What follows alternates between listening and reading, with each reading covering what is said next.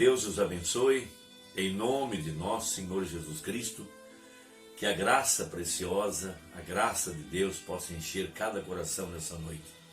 Estamos trabalhando pela fé preciosa, a fé que está nos transformando, de fé em fé e de glória em glória. Esta fé que vem da palavra de Deus. Veja, Deus enviou o ministério de Malaquias, capítulo 4, para restaurar os nossos corações a fé original. Veja, a fé na pura palavra de Deus. Veja, a Bíblia fala que ninguém pode acrescentar ou tirar nada da palavra.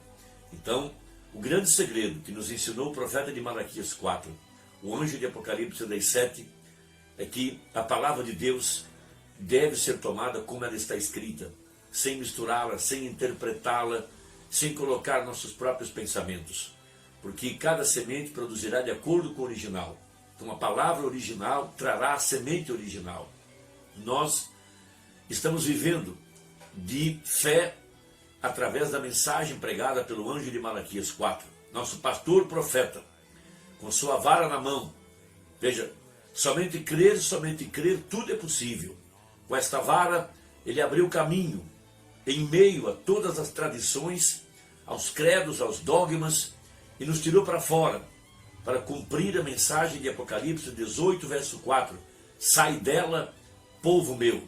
A exemplo de Moisés, que Deus deu a ele um sinal através de uma vara que tornara-se numa serpente. Depois Moisés tomou a sua mão direita e colocou no seu seio. Tirou a mão, ela estava branca de lepra. Veja, lepra significa o pecado. Ali estava a lepra em seu estado final, para representar o pecado. Veja, depois ele a tornou colocá-la de novo no seu peito, e tirou, ela estava sadia, para mostrar que assim como o pecado entrou por um só ato, então no Calvário, por um só ato, ele também seria tirado.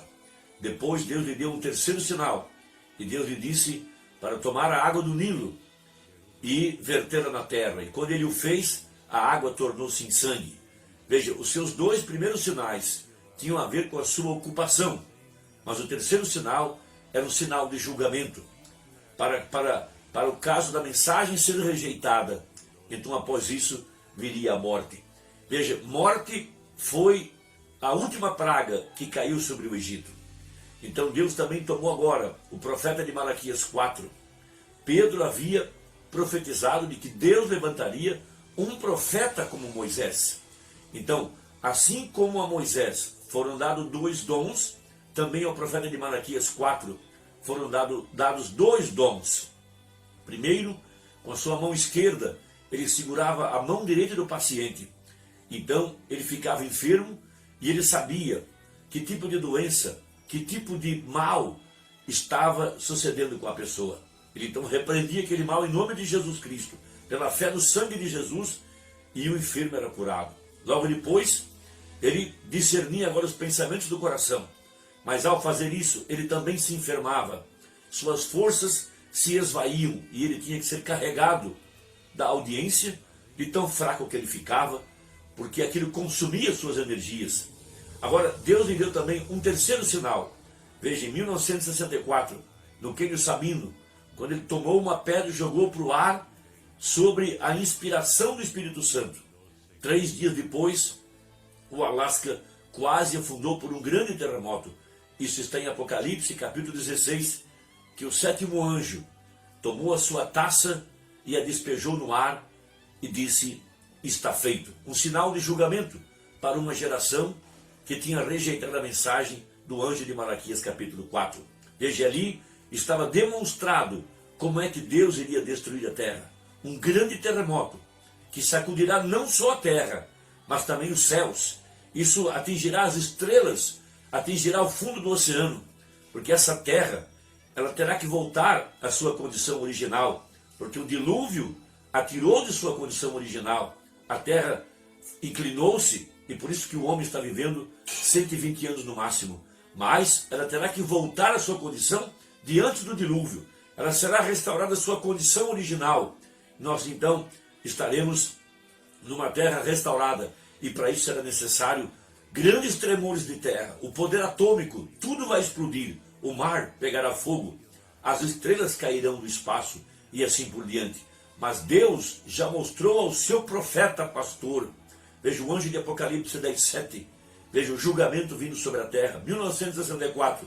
E hoje nós estamos bem em meio ao julgamento que já está caindo sobre a terra. Pragas, veja, controle social, corrupção por toda parte, sodomia por toda parte. Sodoma e Gomorra, dias de Noé, dias de Ló. Veja, a economia em crise, a moeda sucumbindo e Roma tomando o controle. Agora, Deus sempre velou-se atrás de peles humanas. Veja, os profetas da antiguidade, eles sabiam da encarnação do pastor profeta, do Emanuel. Por isso esses homens estavam vestidos com peles de ovelhas. A maioria dos profetas eram pastores. Eles conheciam o mistério da redenção, pastor e ovelha. Eles conheciam o que Deus fez lá em Gênesis, quando nossos pais pecaram. Veja, abandonaram a palavra, abandonaram a fé pela sabedoria.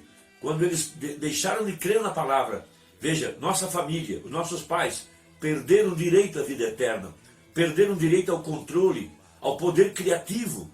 Veja, mas Deus disse, eu vou restaurar. Então Deus matou um animal, derramou sangue, ali estava a remissão e a redenção. E depois cobriu nossos pais com as peles dos animais. Ali estava a grande revelação de que um dia o nosso Deus, veja, se tornaria parente do homem. Ele desceria à terra para ser um cordeiro, para morrer no Calvário, para derramar seu sangue na sexta-feira da paixão, na Páscoa. Por isso ele sabia exatamente que dia entrar em Jerusalém, ele sabia por quantos dias ele seria examinado, ele sabia exatamente qual dia que ele seria crucificado, ele sabia exatamente quando ele ressuscitaria, porque ele conhecia os mistérios da redenção e ele sabia que ele era o Cordeiro de Deus. Por isso, ele nasceu numa manjedoura. Por isso, os pastores foram os primeiros a saberem no nascimento do Cordeiro de Deus. Veja, não foram os teólogos. Os teólogos tinham tudo tão bem interpretado que não podiam receber a palavra na forma em que ela foi manifestada. Por isso, a verdadeira ovelha, ela não interpreta a palavra. Veja, primeiro a palavra tem que se cumprir, para que depois nós, através do Espírito, possamos receber a revelação da palavra.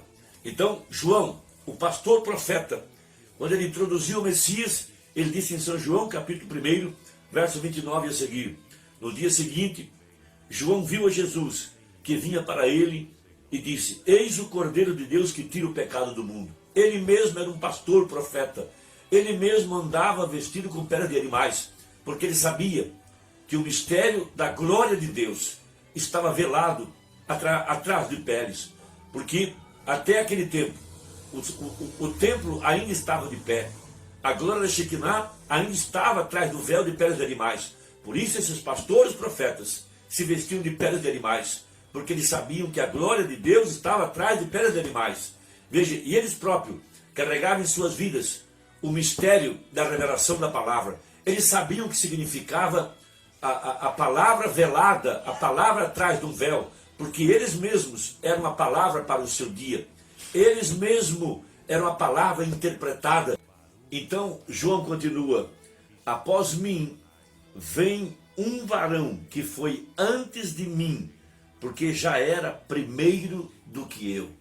Ali estava Emanuel, Deus agora em carne humana, Deus atrás de peles de animais.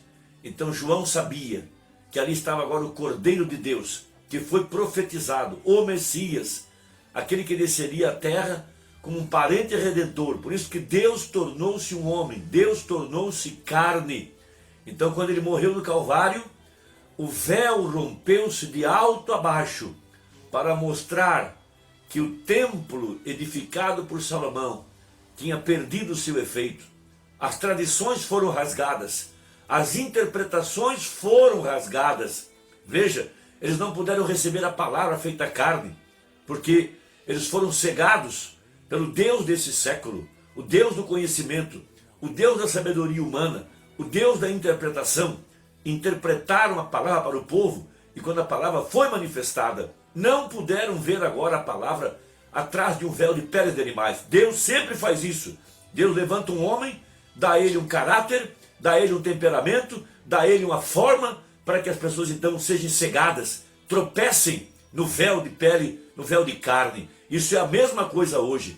Deus enviou o profeta de Malaquias 4, mas por ser um homem que não veio das tradições religiosas do seu dia, das grandes denominações, era um homem humilde, era um homem semi-analfabeto, seus pais eram pessoas comuns, eram pessoas que não tinham tradição, não estavam ligadas à grande religião do seu dia, mas Deus escolheu esse homem, Deus deu a forma, Deus deu a estatura, Deus deu o temperamento, Deus deu a ele tudo que ele precisava.